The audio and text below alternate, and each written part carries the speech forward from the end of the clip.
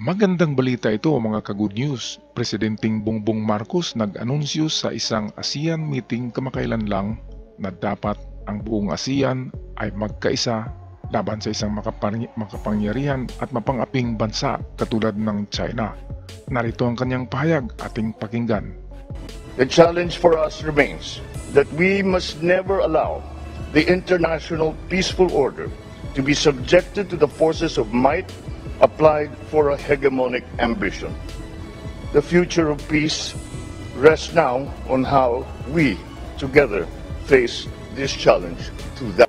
Okay, ito yung kanyang panawagan na dito sa pagkakaisa ng buong ASEAN laban sa isang dambuhalang bansa katulad ng China ay mapanatili nito ang kapayapaan sa rehiyon.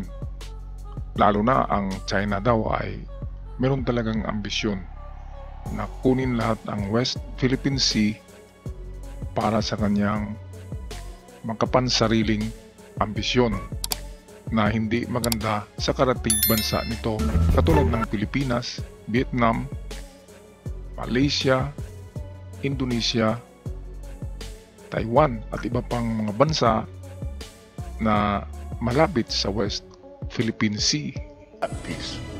Pinabulaanan din niya na ang pinagmumulan ng hindi pagkakaunawaan sa South China Sea ay ang nagbabangga ang dalawang makapangyarihang bansa. The Philippines firmly rejects misleading narratives that frame the disputes in the South China Sea solely through the lens of strategic competition between two powerful countries. Ito yung ginagamit ngayon ng mga kalaban ni Bongbong Marcos, ni BBM. Dito sa Pilipinas, meron tayong internal conflict between politicians. At ngayon, ang kanyang mga kalaban ay gumagawa ng mga destabilisasyon, mga maling reports, mga maling pag-anunsyo ng mga pangyayari. Katulad na lamang na ayon sa mga chismis ngayon na ang giyera na ito ay hindi talaga sa Pilipinas, ngunit between China and Amerika, dalawang superpower na nagbanggaan, which is partially true pero hindi talaga totoo dahil wala pa man ang US ay binubuli na talaga tayo ng China at nandiyan na ang China sa West Philippine Sea.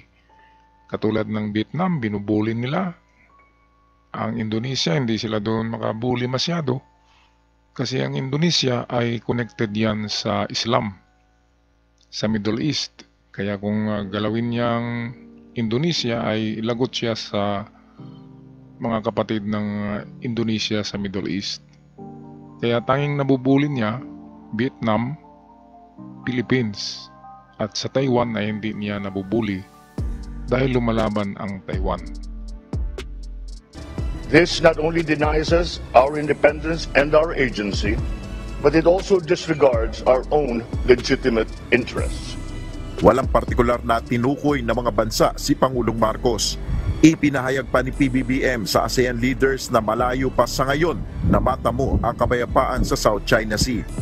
Your Majesty, Excellencies, our vision for the South China Sea is a sea of peace, stability, and prosperity. Yan ang magandang vision sa West Philippine Sea or South China Sea na sana lahat ay pantay-pantay sa pag-angkin nito. Merong peace, stability in the whole region at malayang makapaglawig ang mga barko ng iba't ibang nasyon na dadaan dito sa West Philippine Sea. Kasi kung maangkin na yan ng China, meron na silang checkpoint dyan. Yung mga isla sa Spratly, katulad na lamang ng kanilang mga artificial island, yan ang magiging parang checkpoint or choke point na hindi makakadaan ang mga kalabang bansa nito sa paglalayag, lalo na ang mga warship ng ibang bansa. Kaya ang Amerika ay tutol dito dahil freedom of navigation ang gusto ng Amerika. Merong daanan, merong parang superhighway sa karagatan na malayang makapaglawig ang iba't ibang bansa at hindi aangkinin lamang ng isang ambisyosong bansa na katulad ng China. Today, sadly, this remains a distant reality. Nanawagan rin na suporta ang Pangulo para maisakatuparan ang ASEAN Defense Ministers Meeting Guidelines for Maritime Interaction. Isa itong joint declaration kung saan nagkasundo ang ASEAN Defense Ministers na gumawa ng praktikal na hakbang upang maiwasan ang miscalculations at hindi pagkakaunawaan sa karagatan. Nangako naman ang Pangulo na patuloy na isusulong ang mapayapang pagresolba sa anumang usapin sa rehiyon. Kaninang umaga, naganap naman ang ASEAN-China Summit. Dumating sa Jakarta, Indonesia si Chinese Premier Li Keqiang.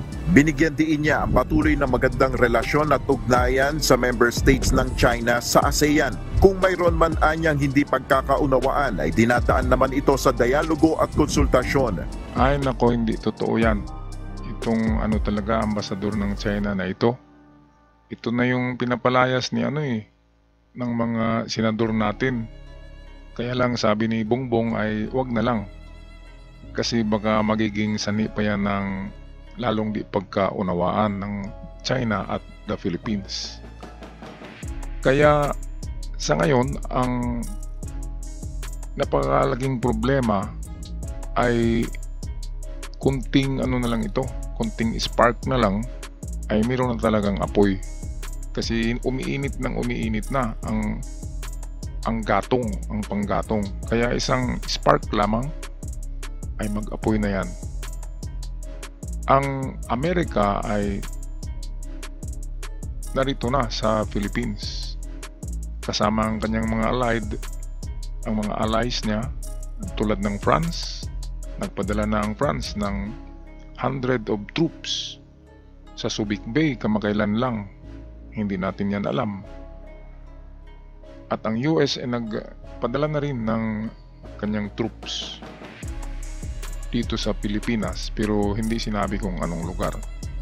Kaya ipagdasal na lang natin, mga ka-good news, na maliwanagan ang alimpatakan o mga isipan nitong world leaders katulad na lamang ng China na napaka-ambisyoso. Ang ekonomiya nga pala ngayon ng China ay lumala. Mapansin natin sa mga reports ngayon ay yung mga tao doon wala ng trabaho. Kaya yung iba, lalo na yung mga babae, ay pumasok na sa itong pag-YouTuber, which is ang kanilang content ay yung mga cosplay na mga sexy. Kung napansin nyo, ang dami ng nagbikini dyan na mga Chinese kasi wala ng mga trabaho ang mga babaeng yan. Kaya naisipan nila na ito na ang magandang trabaho sa YouTube. Pero hindi nila iniisip, Amerika ang nagsisweldo sa kanila. Tapos gaganyan-ganyan sila sa Amerika at sa Pilipinas. Kaya sana'y ang kapangyarihan ng ating Holy Spirit ay bigyan ng talino at liwanag ang isipan ng dalawang napakalaging superpower, China at Amerika. Kasi itong Amerika talaga ay naghihintay lang yan ng eksaktong oras at eksaktong rason para sila titira. Kasi ang Amerika wise yan, gusto nila na mag-umpisa muna ang kalaban bago nila tapusin. Yan yung ginawa nila kay Saddam at sa iba pang mga nasyon katulad ng World War II. Pinapauna muna ang Japanese, ang Germany, tsaka nila binumba. Tapos, kaya mauulit din ng history. Kung merong World War III, mauunang atake ang si Kim Jong at saka si Xi Jinping. Pero sa huli, Amerika pa rin ang mananalo at ang Pilipinas. Hanggang sa muli, if you like the video, mga ka-good news, huwag kalimutan mag-subscribe sa ating channel. God bless you all and bye-bye.